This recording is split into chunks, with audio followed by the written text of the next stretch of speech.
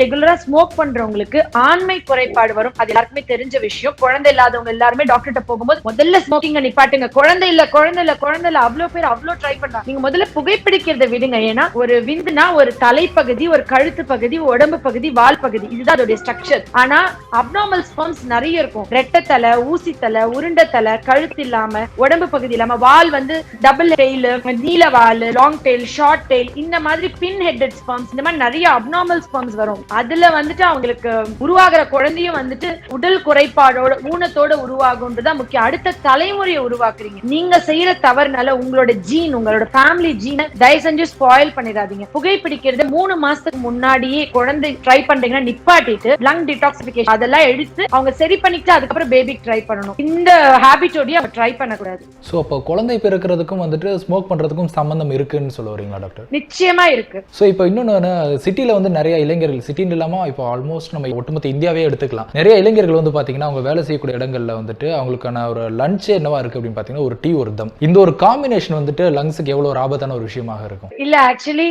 பாம்பு தானே, அது கடிச்சா ஒரு சொட்டு விஷம் தானே, கடிச்சுக்கிட்டும் நம்ம டெய்லி காமிச்சுக்குவோமா?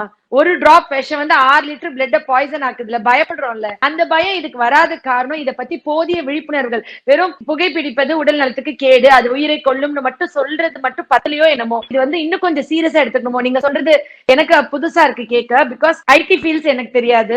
இங்க வரவங்க எல்லாம் பேஷன்ஸ் தான். இந்த மாதிரி ஒரு டீ ஒரு தம்னு கேட்க ரைட்டா எனக்கு ஹார்ட் அட்டாக் வர மாதிரி இருக்கு. நிச்சயமா இது வந்து அந்த டைம்க்கு அவங்க ஹாப்பினஸ் கிரியேட் பண்றதுக்கு நான் ஒரு பயங்கரமான ஒரு டிப்ஸ் சொல்லவா? சிகரெட் பிடிக்கிறதுல இருந்து விடுதலை, விடுதலை பண்ணணும்னு நினைக்கிறவங்க இந்த இஞ்சி மரப்பான வாயில வச்சுக்கிட்டாங்க மார்னிங்ல இருந்து ஈவினிங் வரைக்கும். இது வந்து அந்த சலைவால மிக்ஸ் ஆகி டைஜஷன் நல்லா பண்ணும். ரெண்டாவது, இது வந்து செரோட்டோனின், டோபமைன் நேச்சுரலா செக்ரீட் பண்ணக்கூடிய ஒரு உணவு வகை. Happy hormones. எப்பவுமே ரொம்ப டிப்ரெஸ் ஆனா, ஸ்ட்ரெஸ் ஆனா, கோவம் வந்தா, டென்ஷனா போய் பிடிக்கணும்னு தோணும். அவங்க இந்த இஞ்சி மரப்பான வச்சுட்டு வித்ட்ராயல் பண்ணணும்னு நினைக்கிறவங்க இஞ்சி மரப்பான வாயில வச்சுட்டே இருந்தாங்கன்னா அவங்களுக்கு ஆட்டோமேட்டிக்கா அந்த ஹாப்பி ஹார்மோன் செக்ரீட் ஆயிட்டே இருக்கும். அவங்களுக்கு அது பிடிக்கணும்னு தோணாது. அதனாலதான் இது அது வந்து வெள்ளத்துல, நாட்டு சக்கரையில வந்து இஞ்சி ஜூஸ் வந்து மிக்ஸ் பண்ணி செஞ்சிருப்பாங்க.